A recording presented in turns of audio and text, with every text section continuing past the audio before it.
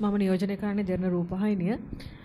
IMF එකේ දෙවනි වාරිකය ලංකාවට අනුමත නොවුණු පසුබිමක ගොඩක් අය කිව්වා මේක කියනවා රජයේ අසමත්කම නිසා තමයි මේ වගේ දෙයක් අපිට අත් වෙලා තියෙන්නේ කියලා. රජයේ පාර්ශ්වය ඔබතුමා මොන වගේ අදහස් දරන්නේ ඒක? හොඳ ප්‍රශ්නයක්. මම දැක්කා දේශපාලනික කෝණයෙන් බලලා කතා කරන අය මේ රටේ ආර්ථිකයේ ශක්තිමත් වීම උන්ගේ පැවැත්මට විතරම් සුබවාදී නොවන කණ්ඩායම් මේ කාර්ය මණ්ඩල එකගතාවයකට නොපැමිණීම සම්බන්ධයෙන් සාකච්ඡා කරනවා. කාර්ය මණ්ඩල එකගතාවයකට අපි ආවට පස්සේ ජාත්‍යන්තර මූල්‍ය අරමුදලේ විධායක මණ්ඩලය ඒ එකගතාවය අනුමත කළ යුතුයි. ඒ අනුමත කරාට පස්සේ තමයි අපිට දෙවෙනි වාරිකය ලබා ගැනීම හැකියාවක් තියෙන්නේ. ඉතින් ඒකයි මම කිව්වේ අපිට විශ්වාසයි මේ අනිකුත් දැනට ඉතුරු වෙලා තියෙන කාරණා කිහිපය සාකච්ඡා කරලා අපේ කණ්ඩායමටත් ජාත්‍යන්තර මූල්‍ය අරමුදලේ කණ්ඩායමටත් කාර්ය මණ්ඩල එකගතාවයකට එන්න පුළුවන් කියලා. දැන් ඔය දෙවනි වාරිකය ලැබුණොත් අපේ මේ ආර්ථික ස්ථාවරත්වය තවදුරටත් ඉහළ යනවා කියලා හෝ නැත්නම් මේ බංකොලොත්භාවයෙන් මිදෙන්න හැකියාවක් තියෙනවා කියලා මතයක් තිබුණා. දැන් ඇත්තට මොකක් වේද? මොකද දෙවෙනි වාරිකය අපිට තාම අනුමත වෙලා නැහැ. එතකොට මොන වගේ අනාගතයක්ද ලංකාවේ ආර්ථිකයට තියෙන්නේ? කවුද කියන්නේ දෙවෙනි වාරිකය අනුමත වෙන්නේ නැහැ කියලා? කිසිම අවස්ථාවක දෙවෙනි වාරිකය අනුමත වෙන්නේ නැහැ කියන කාරණාව ප්‍රකාශ කරේ නැහැ. දෙවෙනි වාරිකය අනුමත කර ගැනීම සඳහා ඒ සඳහා මූලික වෙච්ච කාර්ය මණ්ඩල එකගතාවයකට ස්ටාෆ් ලෙවල් ඇග්‍රීමන්ට් එකට එන්නත් අපිට යම් කාරණා කිහිපයක් තව සාකච්ඡා කරන්න තියෙනවා. ඉතින් අපිට දැඩි විශ්වාසයක් තියෙනවා. ඒ කාරණා ටික සාකච්ඡා කරලා අපිට පුළුවන් මේ කාර්ය මණ්ඩල එකගතාවයකට එන්න. මොකද එකක් ඒ කාර්ය මණ්ඩලයත් නැවත උන්ගේ ප්‍රධාන කාර්යාලයට ගිහිල්ලා මේ කරුණු වාර්තා කරලා සාකච්ඡාවක් කරලා අපිත් එක්ක ඊළඟ සාකච්ඡාවට ආරම්භ කිරීම සිදු කරාවේ. ඉතින් අපිට කිසිම සැකයක් නැහැ අපිට කාර්ය මණ්ඩල එකගතාවයකට එන්න බෑ කියන කාරණාව සම්බන්ධයෙන්. ඔබතුමාර බදු එකතු කිරීම සම්බන්ධයෙන් ප්‍රකාශයක් කරා. ඒක IMF එකත් ඇත්තටම හඳුන්වලා දීලා තියෙනවා ඒ සම්බන්ධයෙන් අපේ ගැටලුකාරී තත්ත්වයක් තියෙනවා කියලා බදු එකතු කිරීම සම්බන්ධයෙන්. දැන් අපි දන්නවා සීනි බදු වංචාවක් ලංකාවේ වුණා. රාජ්‍ය සියඹලා අපිට ඇමතුමා කියලා තිබ්බා ඇත්තටම මේ බදු අය කිරීමක් සිදු කරනවා කියලා. ඒ වගේම තව මේ මධ්‍යසාර නිෂ්පාදනය කරන සමාගම් දෙකක් සම්බන්ධයෙන් ඒ කියන්නේ ඒගොල්ලන් මේ වෙනකොට අතුරුදන් වෙලා තියෙනවා. ඒ කියන්නේ බදු ගෙවිය යුතු සමාගම් දෙකක්. එතකොට ඒ වගේ පසුබිමක ඇත්තටම කොහොමද මේ බදු අය කරගන්නේ? ඒ කියන්නේ ඒ වගේ බදු අය විය යුතු තැන් වලින් බදු අය කරගන්නේ කොහොමද? නැත්නම් සාමාන්‍ය ජනතාවට මේ සාමාන්‍ය ජනතාවෙන් විතරයි ඇත්තට මේ බදු එකතු කරගන්නේ කියලා. ඒක සාමාන්‍ය මහ ජනතාවත් නගන ප්‍රශ්නයක්. ඒ කියන්නේ දැනට අපේ රජය, ඒ කියන්නේ රජය ගත්ත ප්‍රතිපත්තිමය තීන්දුව තුළ කියන්නේ රාජ්‍ය ආදායම දළදේශීය නිෂ්පාදිතයේ ප්‍රතිශතයක් හැටියට 100ට බදු ආදායම තිබෙ 8.3. ලෝකයේ ස්වභාවික සම්පත් නැති රටවල් වලින් ඉතාම අඩු බදු ආදායමක් තියෙන රටක් බවට ශ්‍රී ලංකාව පරිවර්තනය වෙලා තිබ්බා. එතකොට අපි රජයක් හැටියට මේ ආර්ථික ප්‍රතිසංස්කරණ ක්‍රියාවලිය තුළ අපේ ඉලක්කය තමයි 15% දක්වා මේ නිෂ්පාදිතයේ ප්‍රතිශතයක් හැටියට 15% දක්වා බදු ආදායම වැඩි කර ගැනීම. එතකොට මේ බදු වැඩි කර ගැනීමේදී ප්‍රතිපත්තිමය තීන්දුවක් ගත්ත රජය ආදායම් බදු සම්බන්ධයෙන් ඊළඟට කෝපරේට් ටැක්සස් සම්බන්ධයෙන්. එතකොට ඒ බදු ආදායම වැඩි වෙලා තියෙනවා. නමුත් දැන් ඊළඟට අපි අවධානය යොමු කළ යුතු කාරණේ තමයි මේ බදු නොගෙවන. එහෙම නැත්නම් නිසි ප්‍රමාණයට බදු නොගෙවන කණ්ඩායම් කවුද කියන එක හඳුනාගෙන නිසි පරිදි බදු අය කිරීම. එතකොට ඒකට තමයි දැනට පවතින රැමීස් මෘදුකාංගය තව සති කිහිපයක් යද්දී අප්ග්‍රේඩ් වෙනවා. ඒක අලුත් වර්ෂන් එක පාවිච්චි කරන්න පටන් ගනිමි. අපි ඒකෙන් බලාපොරොත්තු වෙන්නේ බදු පරිපාලකයන් සහ බදු ගෙවන පුද්ගලයන් අතර සම්බන්ධතාවයක්, ඒ කියන්නේ පෞද්ගලික මට්ටමේ සම්බන්ධතාවයක් නැතුව ඔන්ලයින් ක්‍රමවේදය තුළ මේක පවත්වාගෙන යන්න. ඒ හින්දා දීර්ඝ කාලයක් සිදු නොකරපු ප්‍රතිසංස්කරණ දැන් සිදු කරන්නේ. ඒ වගේම විවිධ ඔබ මතක් කර වංචාව සම්බන්ධයෙන් මම හිතනවා රංජිත් සියඹලා පිටිය ඇමතුමායි සම්බන්ධයෙන් ක්‍රියාත්මක වෙලා ඇති. එතුමායි සම්බන්ධයෙන් කරපු ප්‍රකාශය සහ ඒ අනුව එතුමා ක්‍රියාත්මක වීම සිදු වෙවි. මම හිතනවා පුළුවන් තරම් පුද්ගලික මට්ටමේ සමීප සම්බන්ධතාවයක් ඇති නොවෙන්න බදු ගෙවන්නා සහ බදු පරිපාලකයා අතර අර පුද්ගලික මට්ටමේ සම්බන්ධතාවයක් ඇති නොවන ක්‍රමවේදයකට තමයි අපි ගමන් කරන්නේ. ඉතින් මම හිතනවා එතනදී දේශීය ආදායම් දෙපාර්තමේන්තුව ඒ කටයුත්ත කඩිනම් කිරීම සහ නිසි බදු ප්‍රමාණය අය කරලා රජයට ලැබිය යුතු ආදායම ලබා දීම වැදගත් වෙනවා. මොකද එහෙම නැති වුණොත් නිරන්තරයෙන් බදු ගෙවන පිරිස විතරක් බදු සීමාවන් වැඩි කිරීම ප්‍රමාණයන් වැඩි කිරීමට ලක් වුණාම ඔවුන් විසිනුත් මැසිවිලි නැගීමක් තියෙනවා. ඒ හින්දා අපි කල යුත්තේ ගෙවිය යුතු සහ ගෙවිය යුතු ප්‍රමාණයන් නිසි ආකාරයට අය කර ගැනීමට අවශ්‍ය කටයුතු ටික කිරීම. මගේ අවසන් ප්‍රශ්නය ගිය පාර අතුරු අයවැයේදී ජනාධිපතිවරයා ප්‍රකාශ කරා විදේශ විනිමය පාලන පනත සංශෝධනය කරන්න අවශ්‍යයි කියලා. ඒ අතුරු අයවැයේදී තමයි විජයදාස රාජපක්ෂ අමාත්‍යවරයා කිව්වේ අපේ ඩොලර් බිලියන 28ක් අපිට අහිමි වෙලා තියෙනවා කියන එක. ලංකාවට එන්නේ නැතුව වෙනත් විදේශ රටවල් වල බැංකුවල තැන්පත් වෙලා තියෙනවා කියලා. එතකොට තවමත් මේක සංශෝධනය කිරීමක් කරලා නැහැ මේ පනත. ඇත්තටම මේ සම්බන්ධයෙන් ඔය කියන කාරණාව ගැන අපනයනකරුවන් සම්බන්ධයෙන් තමයි මේ කාරණාව මතක් මේ විශේෂයෙන් පාර්ලිමේන්තුව තුලත් කතා කරේ. නමුත් ඊට පස්සේ මහ බැංකුවේ අධිපතිතුමා විසිනුත් ප්‍රකාශයට පත් කරා මේ අපනයනකරුවන් විසින් මේ මුදල් ප්‍රමාණය ශ්‍රී ලංකාවට රැගෙන එනවා කියන කාරණය සම්බන්ධයෙන්. මම හිතන්නේ අපි මේක සම්පූර්ණ සමස්තයක් හැටියට තමයි බලන්න ඕනේ.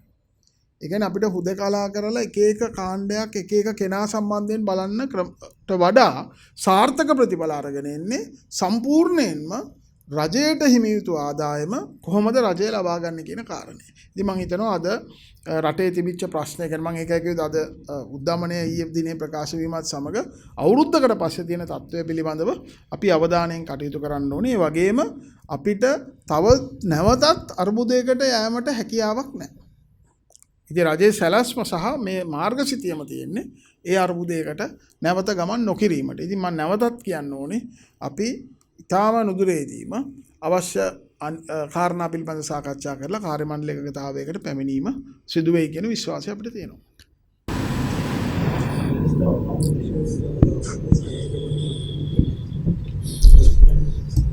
No, I think that's a good question. That's what your colleague also asked. I think we have to now the REMI system will be upgraded.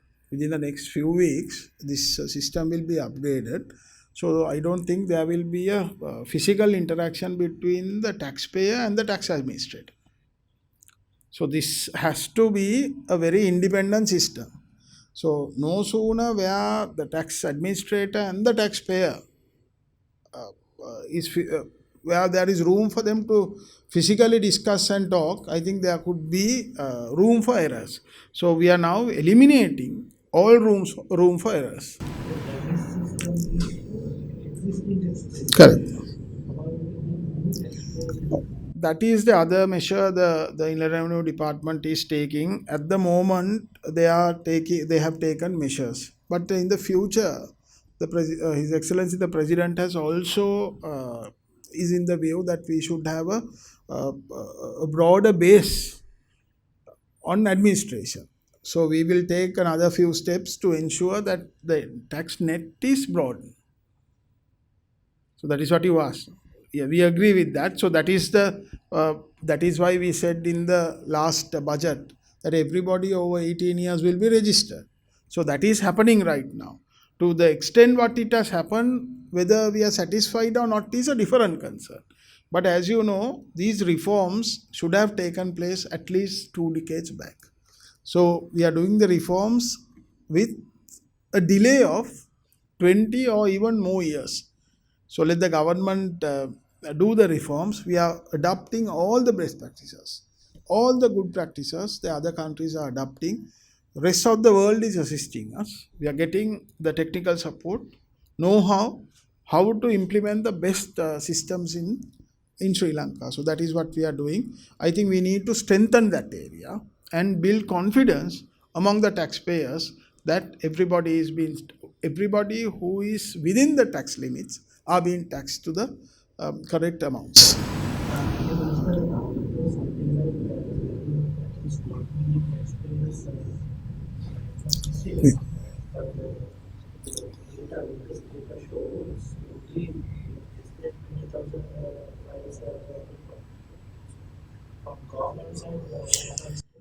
That's a concern we have. As you know, 1.8 million tax files with different policy decisions taken by different governments got reduced to less than 500,000. So now we have to go back to the amounts which were there in terms of tax files. So the government has taken the measures, but at the same time, this is one of the reasons why we have so many oversight committees in Parliament to overlook public financing. So this is one of the reasons. If you see why this information is coming out is there are so many oversight committees which function in Parliament now. So all put together, we will ensure that the state gets the required revenue from the people who pay taxes. Actually, it is not only taxes. When you say government revenue, we talk about taxes. But even the restructuring process of the SOEs, state-owned enterprises, that is also a process to ensure that the government revenue is being taken up, because the treasury cannot bear any cost on behalf of any of the state-owned enterprises hereafter.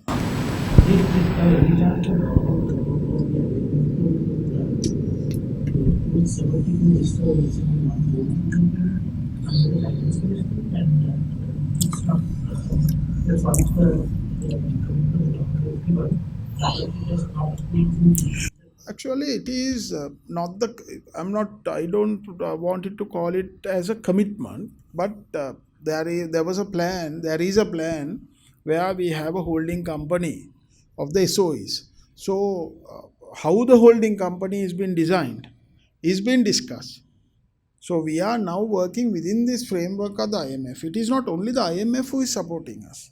All the other multilateral finance agencies are supporting us. All the development partners are supporting us. So we will get the technical know-how and assistance from those parties also to ensure that state-owned enterprises won't become a burden to the economy anymore.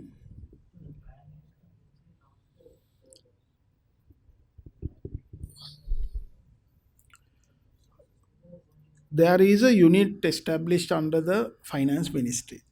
So the unit will propose the appropriate plans to the cabinet of ministers first. So once the cabinet approves it, we can decide how we are proceeding forward. No, that report has not been submitted as yet.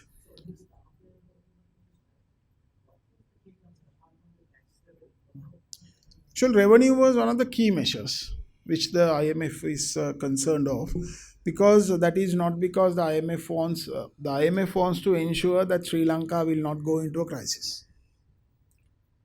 They want to ensure that we will not go into a crisis back. So this revenue concern was a greater concern. That is where we'll have to discuss and come into an agreement on where we are trying to get this revenue shortfall.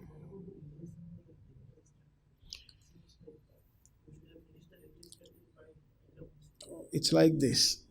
When we wanted to conclude the debt restructuring, especially on debt optimization, local debt optimization, you would have seen how many parties challenged the process in the judiciary. So it's their right. It's the right of any national in Sri Lanka, where if they want to challenge any of the proposals which have been brought to Parliament, they have all the right to do so.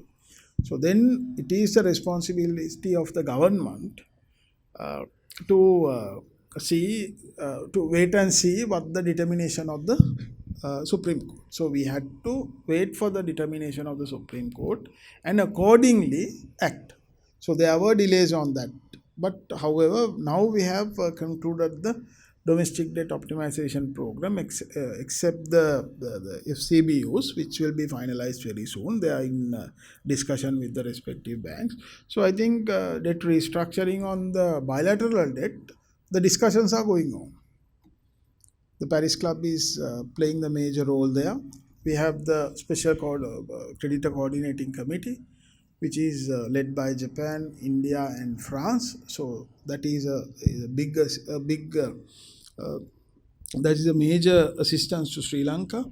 And bilaterally also, we are discussing with other creditors. So all creditors are engaging with us positively. අමතුමා මේ පොදු ප්‍රවාහන රථවාහන ආනයන සීමා ලිහිල් කිරීමේ චක්‍රලේඛය සංශෝධනය කරනවා කියලා මේ රංජිත් සියබලා පිටිය අමාත්‍යතුමා ප්‍රකාශ කරා. මේ මොන වගේ සංශෝධනයක්ද සිද්ධ වෙන්න බෑ? මේ සම්බන්ධයෙන් ඇතටම මේ චක්ලේඛනය සංශෝධනය විය යුතු තැනක තියෙන්නේ. ඒකයි ඒ සංශෝධනය කරන්න රජය තීන්දුව කරේ. විශේෂයෙන්ම ආනයනය කිරීමේ වර්ෂ සීමාව සම්බන්ධයෙන්. මොකද මම හිතන්නේ ගොඩක් පරිසරයේ පැත්තෙන් බැලුවත් ඒ වගේම අපි රටක් හැටියට ගත්තත් මම හිතන්නේ අපි අනවශ්‍ය පරණ රථවාහන ලංකාවට ගෙන්වීම පිළිබඳව මතයක් තිබ්බා. ඉතින් ඒ සම්බන්ධයෙන් නිවැරදි කිරීමක් එහෙම නැත්නම් සංශෝධනයක් තමයි කරන්න බලාපොරොත්තු වෙන්නේ. ඒක ඉක්මනට මේ සංශෝධනය සිදු කරනවා. විශේෂයෙන්ම අපි බලාපොරොත්තු වෙන්නේ ඔක්තෝබර් මාසෙ වෙද්දී ආනයන සීමා ලිහිල් කරන්න සම්පූර්ණයෙන්ම. හැබැයි ඒත් රථවාහන සම්බන්ධයෙන් තියෙන සීමාවන් ලිහිල් කිරීමට අපි බලාපොරොත්තු වෙන්නේ නැහැ. අනෙක් සීමාවන් ලිහිල් කිරීම සිදු වෙයි. මොකද විශේෂයෙන්ම විවෘත වෙළඳපොළ ක්‍රියාකාරීත්වයට අවශ්‍ය සහයෝගය ලබා දීමට රජය කැප වෙලා ඉන්නවා. අපි රථවාහන සීමා ඉවත් කිරීම අපිට කරන්න පුළුවන් වෙන්නේ ආර්ථිකය මීට වඩා ශක්තිමත් මට්ටමකට ආවට පස්සේ. විශේෂයෙන්ම විදේශ විනිමය සංචිත ශක්තිමත් වීමත් එක්කම තමයි අපිට මේ පිළිබඳව තීන්දුවක් ඉදිරියේදී ගන්න සිදු වෙන්නේ. නමුත් ඊළඟට අපි සීමා ලිහිල් කිරීමේදී අනෙක් සීමා ලිහිල් වේවි. රථවාහන ආනයනය සම්බන්ධයෙන් සීමාව ලිහිල් වෙන්නේ නැහැ. මේ වන විට භාණ්ඩ විශාල ප්‍රමාණයක් සීමා කරලා තියෙනවා ආනයනය. ලබන වසරේ පෙබරවාරි මාසය වන විට මොන වගේ භාණ්ඩවල ලිහිල් කිරීමක් සිද්ධ වෙයිද? අපිට මේ අවුරුද්ද වෙද්දී අපි ඔක්කොම සීමා ලිහිල් කරනවා රථවාහන ආනයනයට හැර. එතකොට ඔබට පෙබරවාරි මාසෙදී අහන්න වෙන්නේ මේ රථවාහන සීමා සම්බන්ධයෙන් මොකද්ද ගන්න තීන්දුව කියලා. ඒ වෙනකොට ලිහිල් වීමක් සිදු වෙලා තිබ්බේ නැත්තම්. ඉතින් දැනට HS කෝඩ් 600කට ආසන්න ප්‍රමාණයක් සීමා වෙලා තියෙනවා. ඒ සීමාවලින් අඩකටත් වඩා වැඩි ප්‍රමාණයක්. ඒ කියන්නේ වාහන වලට සම්බන්ධ නැති අනික් HS codes ලිහිල් කිරීම සිදු වෙනවා. භවිෂ්‍යති